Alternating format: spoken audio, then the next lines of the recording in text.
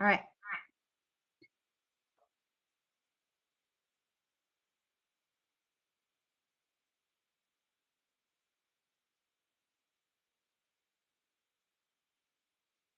Hello, welcome to our webinar. Hi, everybody. Welcome to Blender's webinar, How to Increase Your Visibility in a Crowded Market. This is Angie Catalano. I work with Blender in business development, and I'm going to be assisting Dacia today, so you'll hear my voice a couple times throughout the webinar. One thing I'd like to let you know is we do have a chat available. It's in the lower left-hand corner of your screen. So if you have questions, please type them in. They'll come directly to me.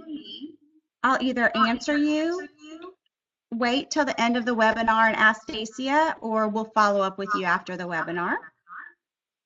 At this time, I'd like to introduce you to Dacia. She's our CEO and Marketing Strategist for Blender.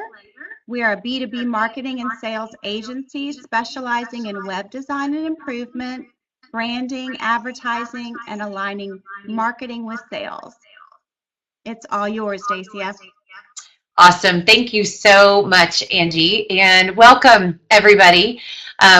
Today's webinar topic is how to increase your visibility in a crowded market, and I love this topic. The reason I love it is because what it says to me about you guys here in the audience is that you are not wanting to play small anymore. You want to grow, you want sales, that you know you've got something worthy and you are ready for the spotlight. And that is exciting because prosperity is good for all of us. It is definitely a driver for me, and it is so inspiring to be able to help exciting, inspired, positive businesses help their clients to prosper as well. And it really does create a domino effect in the business world. And we love being a part of that.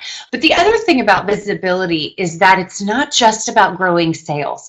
It's about growing profit, because if you create positive positioning and authority in your market, you can be more successful from a profit standpoint by demanding higher rates in your market because you are seen as more valuable and prestigious. You can get deeper loyalty by better serving your market and your clients.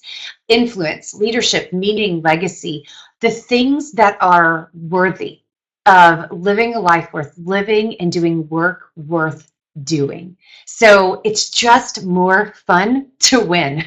I mean, that's really kind of the truth of the matter at the end of the day. So that's what visibility really stands for, is instead of saying someday I'm going to accomplish this, it's about starting now.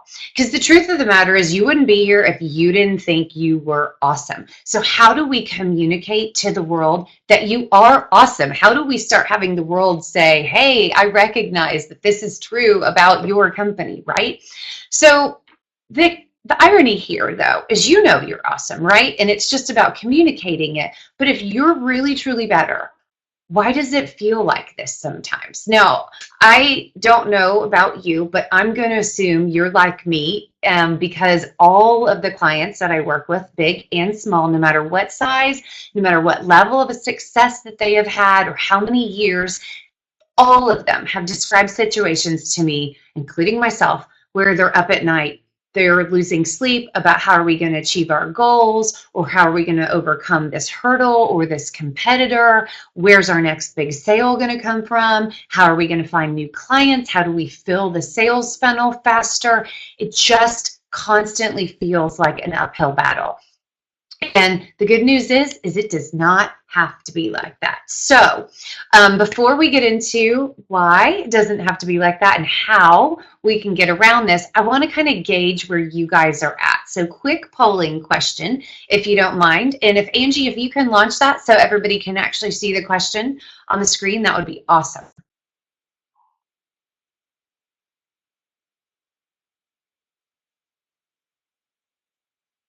So you guys should see it in just a minute. Let's see. So I'll go ahead and read the question to you while we're waiting for it to populate. The question I'm going to be asking you is, what's your biggest challenge in regards to growing your revenue. So be thinking about that. One of the answers could be we don't stand out from the competition. So we're not differentiated, we're losing business. Uh-oh, looks like we lost our presentation. So hopefully we're having technical difficulties, you guys. But one of them is that, you might not stand out from the competition. Another one is people don't know who we are. There we go. So you guys should be able to click on the answer that is most appropriate to you. But what's your biggest challenge in regard to growing your revenue? You don't stand out from the competition. People don't know who you are. You don't get enough qualified leads. So it's not just about whether or not you're getting leads. It's about whether or not they're the right ones. Are you wasting time talking to people that just are not the right fit for you, what you offer the market? Or are you just encumbered by pricing battles that are really keeping the margins low? What's your biggest challenge in regards to growing your revenue? So I'll give you guys just a minute to think on that and answer that question. I was lying when I said a minute. It'll be about 15 seconds.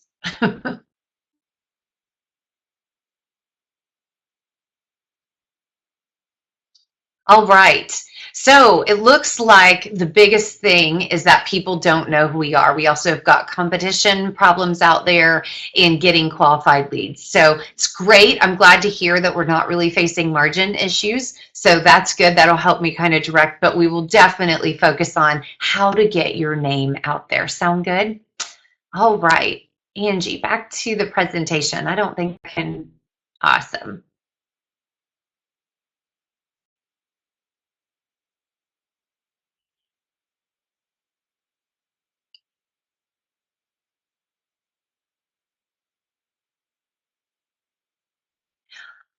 All right, well, while we're waiting for the presentation, I'm just going to keep going because I do know this material. So instead of making you guys wait, we'll just roll on. So what we want to avoid is we want to avoid that invisibility problem that you guys were talking about, right? So today we're going to cover 5 different things about what's it going to take to get past invisibility and to really step into the spotlight.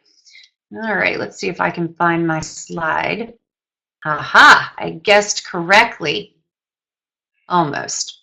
Anyways, so we're going to talk about 5 different things. But before we talk about the 5 keys to increasing your visibility, I want to set a little bit of context here. So in regards to how to increase your visibility, we need to consider what's going on in the sales conversation and for your buyers.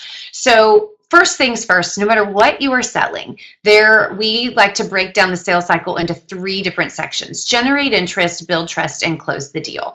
Now, in the generate interest section, this is simply where people become aware of you. So your goal here is to get attention, to get them to spend a little bit of time on you. Now, on the buyer's side, they're actually taking multiple steps through this segment that they are going through and that you have to be aware of their process. So the first is that we have to move them from unaware to aware of your name. Inside of this, we really probably could have added aware to memorable, to being able to remember you, not just thinking, oh, I've heard of them before. So you could actually even break this one into 2 different parts. So moving them from unaware to aware, and then aware to remembering, and then moving them into a position or they are moving themselves into a position where they're categorizing their options. They're trying to figure out how are you compared to others, and not so much who are you, but what's my problem and what are my solutions? And now that I'm aware of your company, are you one of those reasonable solutions? So this is kind of the research and awareness phase. And this is the first section. Now, moving past, once they know who you are and they believe they've got an opinion on your positioning, that's really where we start to move into, are you who you say you are? So your job is to build trust and to create consistency and education for them to keep them moving forward. And they want to get experience. That's where education. So if you've got opportunities where they can do tests or they can engage with you, but experience can also be, they feel more educated, they feel experienced or knowledgeable in the marketplace. So don't get hung up on experience if you're not one of those that can do like a free trial or something like that. But not only that, In this section, the buyer is going to naturally form objections, and the truth of the matter is you want them to. Because when people lean in enough to argue or to tell you the truth about what they're really thinking, it means they've got some stake in the game, right? So they're really thinking and considering you as a viable option. So we never want to back down from objections. And then as those are answered or not answered, they're going to form a new opinion. Now, that opinion might be a stronger version of their initial gut reaction, or it might be, a difference because you handled their objections or you reframed their buying criteria, that it's adjusted how they're making their decision, which of course leads us to they finally choose to make a decision, right? So excitement on this side, removing fear on this side, and the buyer is going through a parallel journey as we go through this, okay? Now, advertising, visibility, promotion, lead generation, so stepping into the spotlight lives here in the generate interest section. Again, just reiterating, what you are asking for is time and attention. We will talk about calls to action in a little bit, but what I want to go ahead and start is one of the mistakes that I see here so frequently is people immediately ask for the business. Call me for a bid. Call me for something of pretty considerable time and attention investment. And that's too much too early. So the call to action is appropriately, come learn from me, come learn about me, come learn more about your problem. So it's only time and attention, and you really have to address where they are in their buyer's journey. Okay, so before we get into the 5 things, in order to use those effectively, you actually have to know what challenges are standing in your way. Remember, we were talking about how it can feel like you're rolling that boulder up a hill constantly? Well, let's talk about why. Because if you don't know what the hurdles are, you don't know how to effectively overcome them. So the first hurdle is that business has just simply gotten busier. Now, I'm sure I'm preaching to the choir, and I love you guys for being on this webinar because it's an investment in yourself, and I know how challenging that can be.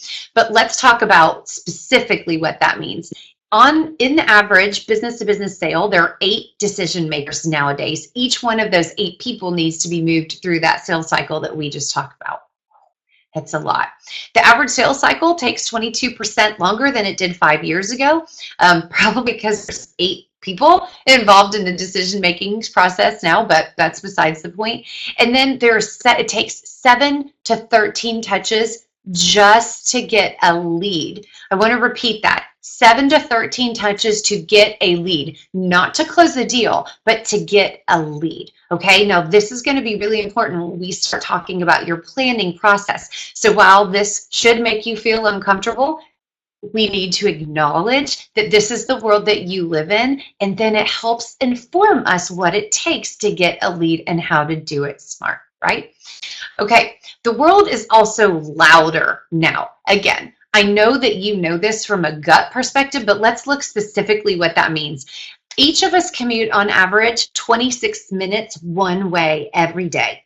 When we finally get to work or home, we spend about 10 hours and 39 minutes in front of a screen every day. And part of that time while we're on the screen is answering email, because it says that we, in general, if you work in an office, get about 121 emails per day. Even if you don't work in an office setting, on average, the normal adult in America gets 88 emails per day. So it's a lot. If you are in management, probably a huge chunk of your time is spent in meetings. 35% if you're in middle management. If you're in upper management or leadership, you're spending most likely more than 50% of your time in meetings. Now, think how much time is already being gobbled up between the screen and between other people. You actually probably have some work to do in between that. But there's a lot of different stuff that's interfering. And just so you know, the amount of data that we are processing nowadays is triple. This was statistic was from 2008. It is triple what we needed to take in to be effective in 1960. So we just have a lot being thrown at us, lots of noise constantly. And these are not really things, I don't know about you, I would love to ignore email, but it's not really the kind of thing that you can simply opt out of, right? In addition, while you're in these scenarios, whether you're commuting or you're in front of your screen or whatever, we are put around about 5,000 brand impressions per day. And you can think about the things that are on your desk, the places where there are labels. I mean, this is a really, really wide definition. And within those 5,000 brand impressions, probably 362 of them come from ads. Out of 362 ads that we technically are exposed to, we really only notice 153 of them. 86 of those start to creep into awareness. But when I say awareness, I literally mean less than 2 seconds where we noted the name and the offering or the message of that ad. 86 got about 2 seconds or 1 to 2 seconds of our time. And out of all of those, only 12 of them made an impression. Now, again, made an impression does not mean caused you to move into action. And again, it's because of the 7 to 13 touches that it takes to get a lead, right? So you can see you are no longer competing only against your competitors. You're competing against all of this. We're also more distracted. So in between all of this different stuff that's going on and all the different ways that things that we're being pulled at, we also have life. Maybe you are planning your Disney vacation, or, you're having to deal with a hiring or a firing situation. There's kid type of things going on that you want to be present for, and a myriad of other fun or miserable things that we've got to deal with in the middle. Your decision makers are no different. So you've got to recognize that they're in the middle of some part of real life when we're trying to reach out to them. In 1920, the average attention span was 45 minutes, and today it is 8.25 seconds. So you remember, again, a little bit of foreshadowing, but I just can't help it. Remember when we talked about the generate interest section and I explained the call to action is give me your attention? You are asking for this 8.25 seconds. Just give me a couple of seconds to be aware, to make an impression, and to get curious about me. So don't lay down too much when you're asking people. So this is why, this is what we're up against, is this is as much time as we are capable of giving external people that we know we do not yet have a relationship with, or companies or brands. 12.9% of men and 4.9% of women will be diagnosed with ADHD at some point in their life.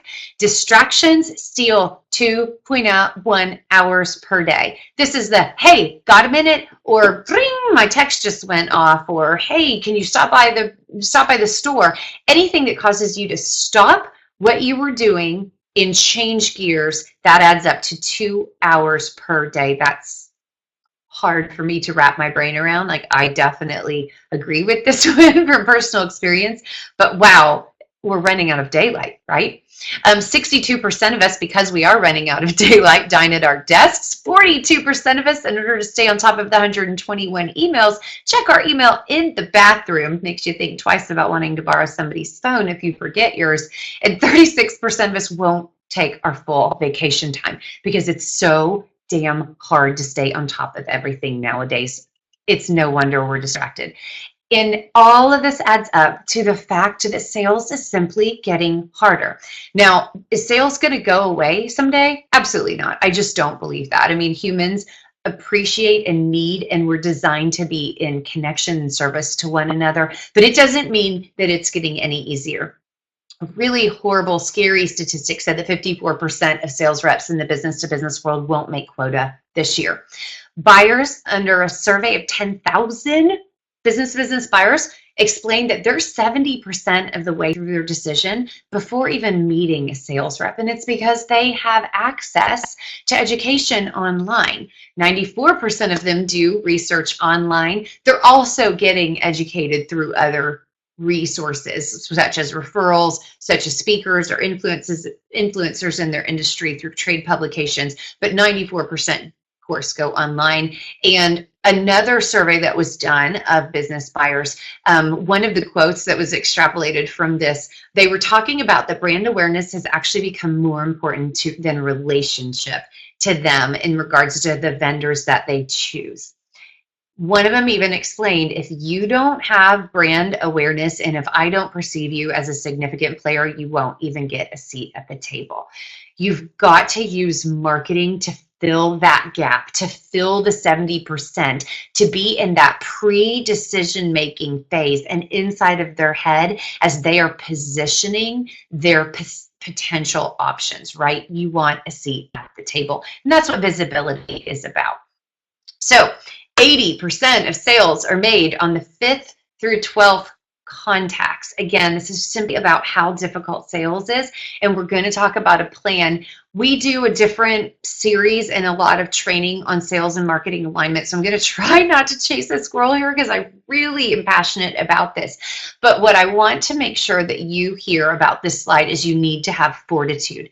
48% of salespeople never follow up with a prospect, 25% of salespeople stop after 2, and 12% stop after 3. And it's no wonder. It is hard to just hear silence. We actually interpret it as rejection. However, thinking back on the world is louder, noisier, and we are more distracted, it's probably not about you. Keep going. Have belief. You remember that slide where we all agreed you are awesome? Believe it. You are awesome and stay in the trenches. 7 to 13 touches to get a lead. That is a lot of effort to get a lead. Don't blow the lead. 5th to 12th contact. So that's my little squirrel there. And if you outline your process on what it takes to get all the way through 12 contacts, I promise you it's much easier to be a sales superstar when you know what happens on touch 3 or touch 5 or touch 9. So there's my squirrel for just a minute, but I want to encourage you because again, this is about finding growth for you. So once we increase your visibility, do something with it, right? Okay. Back to it. So with all of this crazy stuff, are we doomed? Of course not. We wouldn't be on this webinar if we thought so, right? So we do not want this as our superpower. We want to get rid of invisibility, and it is possible. One of our clients has not added headcount in 3 years, and yet they have tripled their revenue. Another one of our clients had hit a sales plateau they were in their 5th year, and they were already even starting to see small declines, and simply by changing their approach, they were able to add an additional 25% to their top line for the next 2 years. So not only were they able to start growing, they dramatically accelerated growth, and it's possible. So what does it take? We talked about 5 different keys. What's it going to take? It's going to take a plan, a razor sharp message. We need to get past the gatekeepers, and we'll talk about who the gatekeepers are and how to do that. You need a pathway. Remember, 7 to 13 touches. So we really, really want to make sure that we are on the buyer's journey with them. And then you need discipline. Now let's dive into each one of these. All right. So a plan. I know you are going to be so sick of this saying, and I don't care because it will help you. 7 to 13 touches to get a lead. So guess what? Your plan is going to consist of 7 to 13 touches. We are going to figure out how to go where your buyers are going and do it consistently enough that they start giving you time, right? So how to go where your buyers go? Well, you need to know who they are, and you really need to take some time to think about where do they get their information. It might be trade shows. It might be other people. Are there influencers that they're listening to in their market? Are they part of LinkedIn groups? Do they read the paper? Are they online? Are they on social media? All of these answers are specific to your best buyers. There's no blanket answer, so you need to take the time. Again, this is about a plan. Take the time to set yourself up for success and go where your buyers go. So, quick polling question. Angie, if you want to roll that out for me, but the polling question is going to be, what is the most effective tool for getting leads? So what is your most effective tool for getting leads? So it might be cold calling or networking. It might be trade shows. It could be paid digital advertising, print ads, direct mail, search engine optimization. And I think we might skip the next couple polling questions if this one goes a little bit slow this time, because I really want to make sure that I'm respecting your time. So what is your most effective tool for getting leads? I'll give you about 15 seconds to answer that. And I will do my best not to hum the Jeopardy song because it's playing in my mind right now.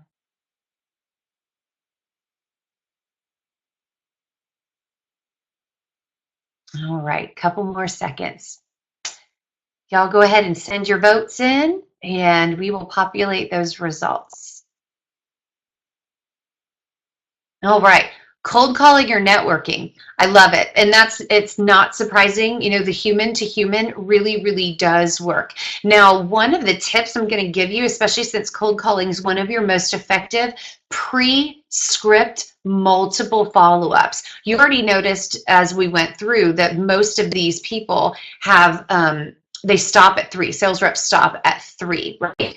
If you can pre-script really powerful, effective past number 3, and when I say prospecting, it can be a phone call, but it can also be an email or a social media message or something like that. But if you pre-script those and you're having a rough day, that will protect you from you, and it will give you the encouragement and the strength you need to keep going. All right, great. Okay, so moving on, here's an example of some of the different things that you can do. So tier 1, so, you know, SEO, social media, digital ads, print ads, sponsorships, direct mail, prospecting, trade shows, advertising, signage, TV, radio. There's a few that I left off here, but this is pretty comprehensive list for you. And the reason I have tier 1 and tier 2 is because tier 2, for the most part, requires you to do action beforehand. In order for you to send an email to somebody, there had to have been a way that you got their email. So you probably interacted with them on tier 1. Same thing, people don't come across your blog unless you're doing SEO or unless you're promoting your blog in social media or they've signed up to receive your blog. Events, you have to go through inviting and promoting your events. So people get really mixed up sometimes in regards to their tactics because they don't place them appropriately. There's got to be a significant amount of promotion, just straight blind promotion to your cold market that does not know who you are for tier 2 to be effective.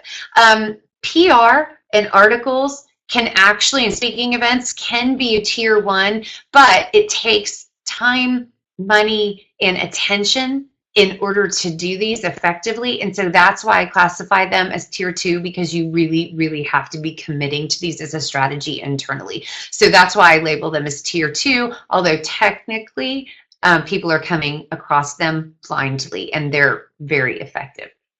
Okay. So I'm going to skip this polling question if that's okay with you guys. Like the question I had wanted to know was what advertising or promotional channels do you use? If we've got time at the end, then I will roll that one out. Okay, so plan is the first one. Plan how you are going to get 7 to 13 touches out to the market. Use a mix, a blend, if you will, of those tier 1 and tier 2 touches that we talked about, and make sure that there is consistency and frequency. All right. So the second thing that you need is razor sharp messaging. So you figured out how to go where your buyers go. Now, what the heck do you say to them? Well, first of all, this is what we don't want to do. Do not talk about yourself. Do not talk about yourself. Do not talk about yourself. This is a huge mistake I see in that generate interest section of the sales cycle, where people feel comfortable telling you about their experience, their knowledge base, their differentiators, until you answer what's in it for me. Whiff them. Until you whiff them, you are going to go back over and over and over and over through those 7 to 13 touches, because you, with all the distractions and all the noise that we are faced with, the filter that we used is, does this have anything to do with my current desires or pains? You have to answer what's in it for me. And the best way to do that is to mirror what your buyers are thinking. It can be as simple as saying, do you struggle with this? Or do you stay awake at night facing this? Or do you know what your solution is going to be to XY problem? You don't have to solve the problem. You don't have to talk about yourself, because you have 7 to 13 touches to get them interested, and then you've got 5 to 12 follow-ups in order to talk to them about what you provide. You don't do it in this first visibility segment, right? It's wasting money and it's wasting opportunity. So answer what's in it for them. All right, so pop quiz. Do we use these words in our advertising? So in those touches, do we want to use these words? Now, these are pretty good words: integrity, strength, values, character, productivity, support, leading, more, best, superior.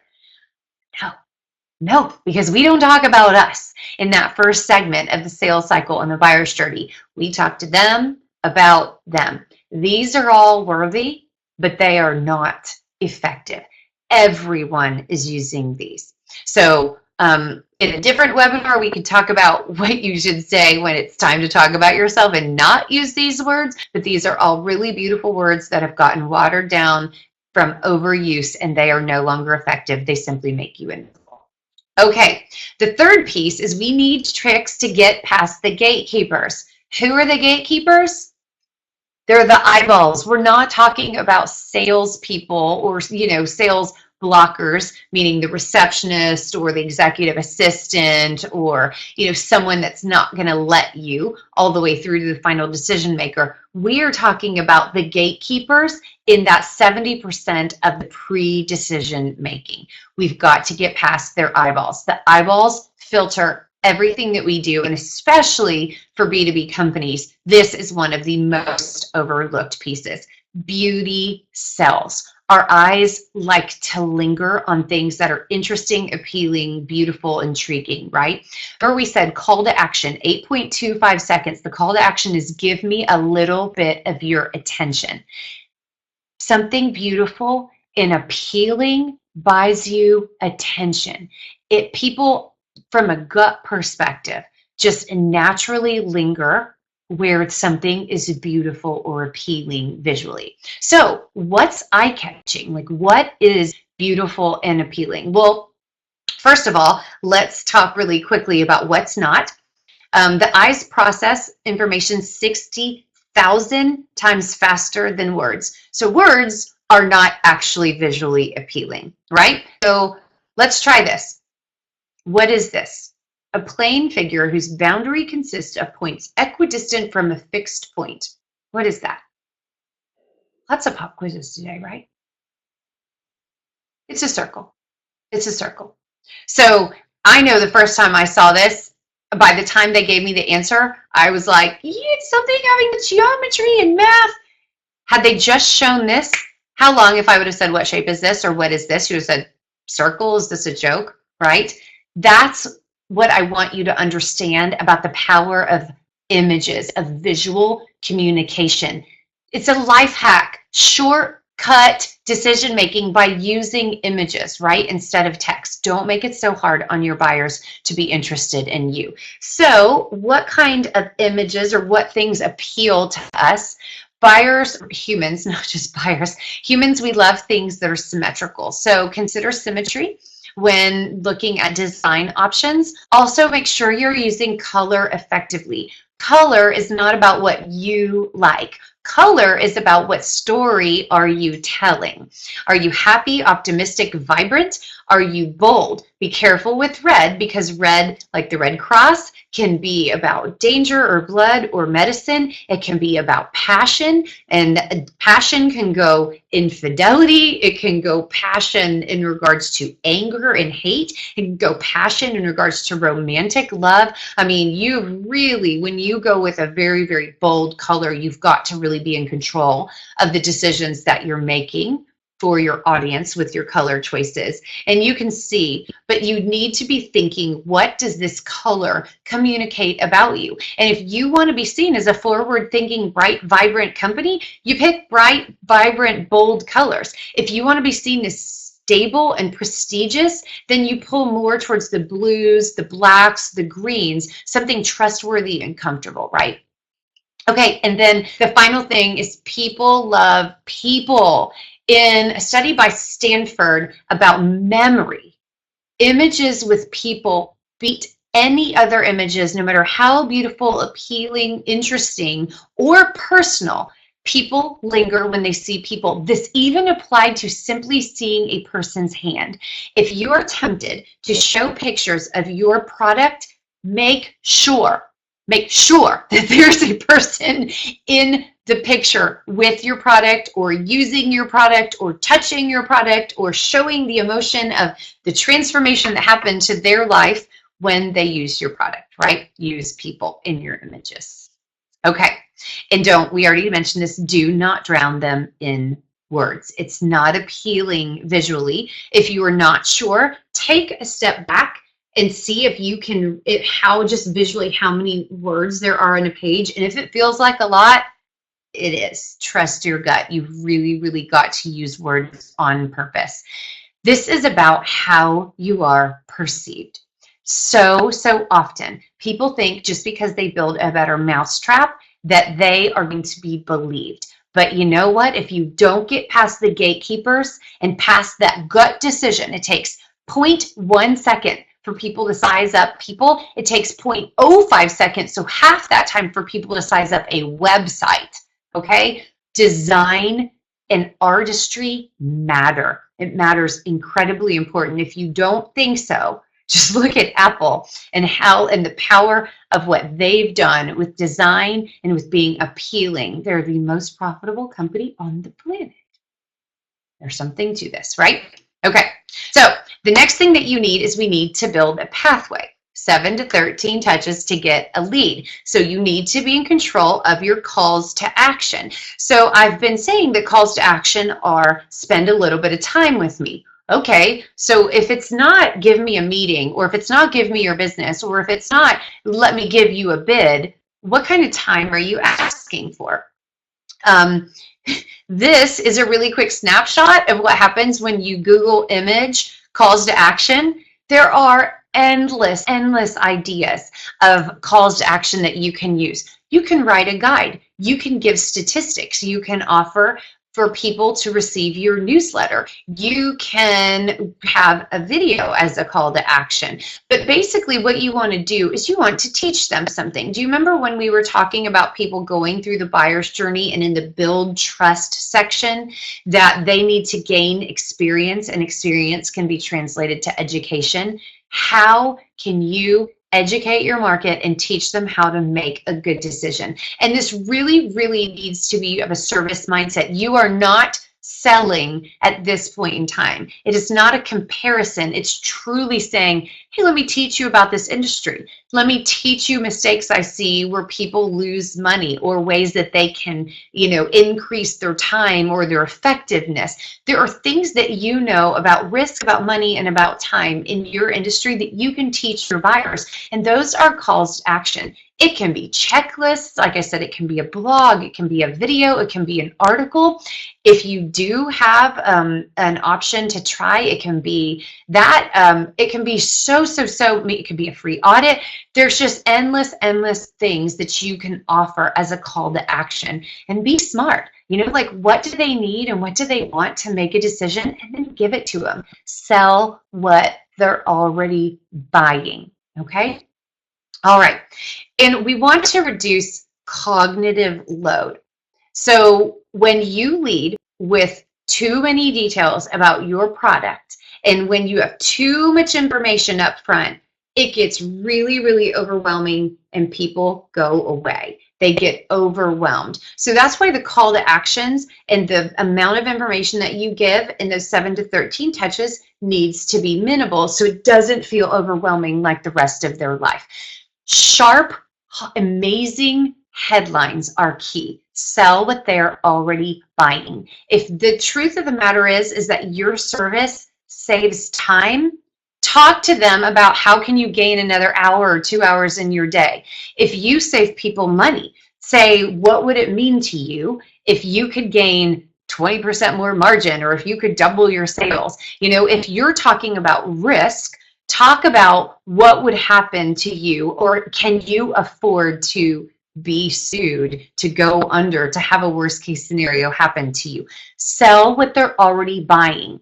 Do not talk to them about your product and service. Reduce cognitive load. Talk to them about something that is simple and important to them right now. Time, money, risk.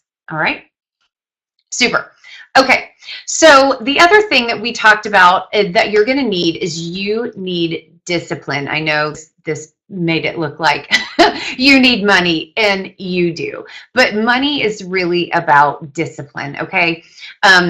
All of us have different resources that we can use. Some of us have more time than money. Most of us actually have more money than time, if believe it or not, that's probably true. It's probably harder to donate your time than it is to find budget. But I wanted to show you, on average, what successful growing companies spend. So this is 3,000 marketers, and so these are somewhat significant in size or success. So this do include small businesses, but it means that they at least have one person that considers themselves a marketer inside of their company.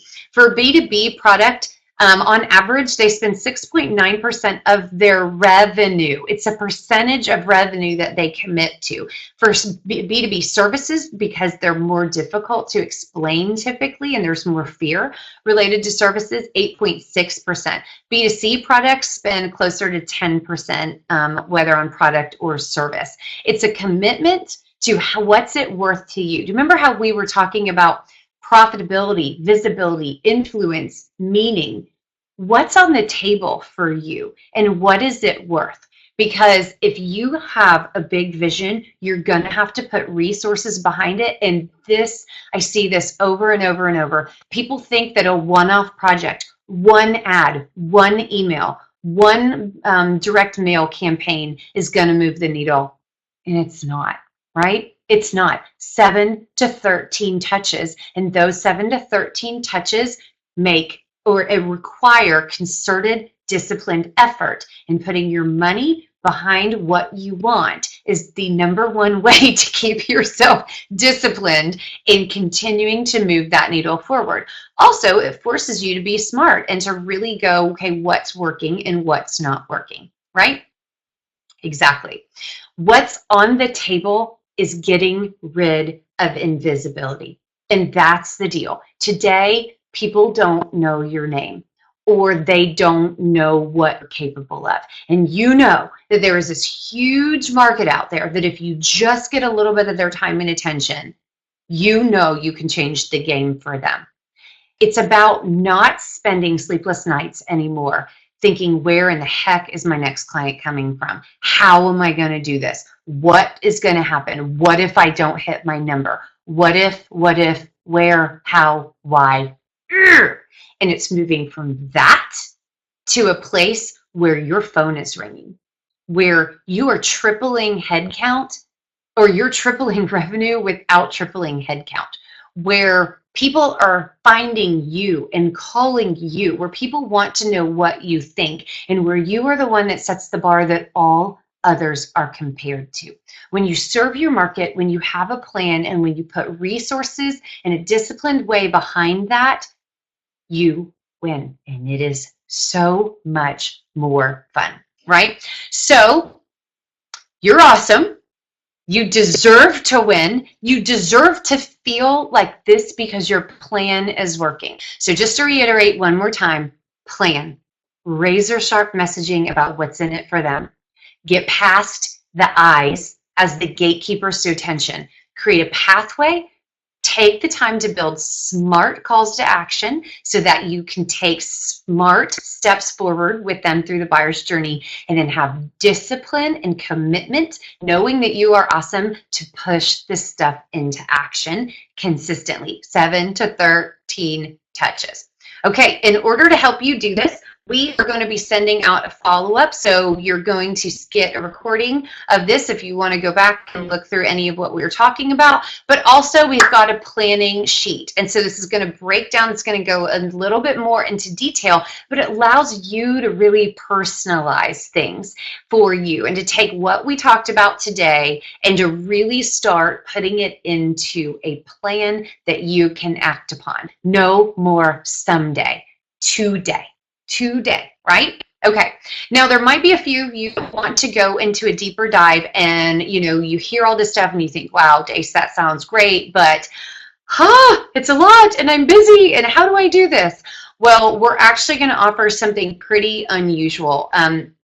For the most part, we serve larger mid-market B2B companies, but I want to make sure that we are being good stewards of what we know, and we really, really want to propel growth in the business world. So we're offering a workshop series where we're going to do a really personalized deep dive of the 5 things that we talked about today. It's going to be 3 60-minute live training calls. You're going to have a workbook that you'll go through on each one of these. So this does mean homework, but it'll be guided, structured homework so that you can actually put this into place. And then in those training sessions, you'll actually be able to problem solve with me and with the group on how to overcome, how to build your message, how to build your plan, what kind of calls to actions are going to work for your audience. We're going to help you actually get through all of those, right? And in order to make sure that you're really putting this forward, we're going to offer a free one-on-one review at the end. So if you've got everything and you're ready to pull the trigger, but you're like, oh, did I get it right? Then you can schedule a free 30-minute session with me to do one-on-one review of all the work and all of the good stuff that you've put into that. If you think, oh, that beauty piece, I don't have a graphic designer on my team, or wow, we really have a problem with our website, or who knows, but through this process, if you identify in your plan that you have a gap in your resources and you want to know about working with us, if you go through this workshop, you'll get $500 off the creative services. So basically, it's going to more than wipe away the cost of this if you choose to have an ongoing relationship with us. So how you sign up for this is you're going to email Angie. You can see her email there, Angie@themarketingblender.com. And in the subject line, simply write Q2 Mastery, right? Because like I said, it's not someday, it's today. We start sleeping through the night today, and we start growing today in Q2, not someday, not how am I going to hit my number at Q4, right? Like, oh gosh, I wish I would have put something in place back in Q2 to make that number feasible in Q4. So that's what we're going to do. So if this is right for you, this is what you're going to be thinking. You want to stop wondering where your next client comes from. You want to stop hoping and start doing. You want to stop brainstorming and start implementing. We want to grow. We want to get traction. We want the phones to ring. And like I said, it's just fun to win. More money, more fun. You're ready to grow, and you're ready to really, really commit time, attention, and resources to that.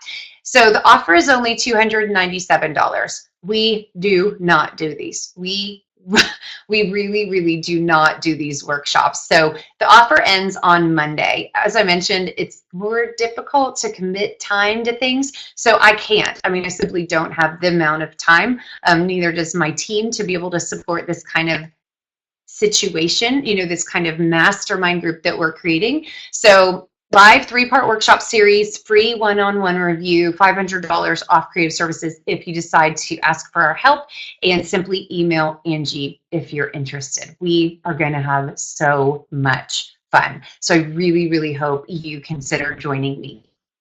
All right.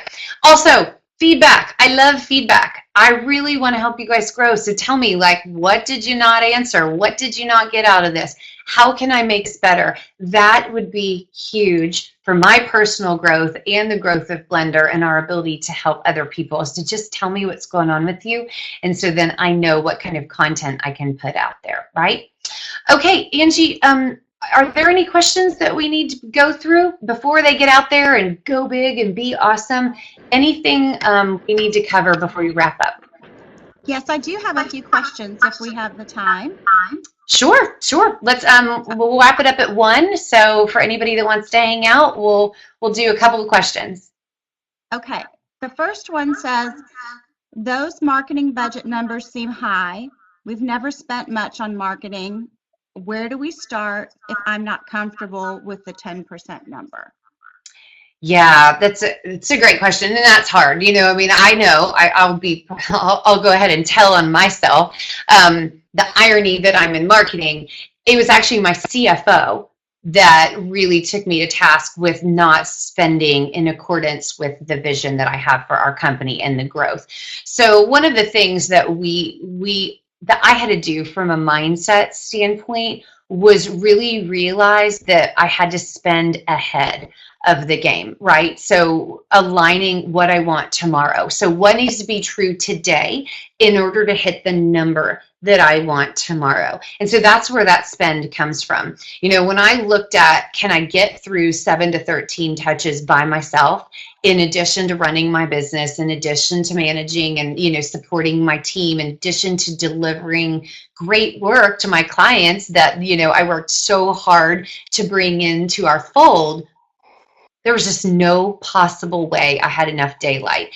And that's about those decisions. And so we had to commit. Now, I would say start small. If your marketing budget is almost zero, then, maybe a couple percentage points, but really make sure that you are pre-selecting your budget versus choosing a tactic and then being like, okay, I think we can afford it or not, because what it's going to do is it's going to keep you on a roller coaster of hot, cold, yes, no. It's nearly impossible to figure out if things work if you don't commit to that. So it's a little bit of a mindset thing.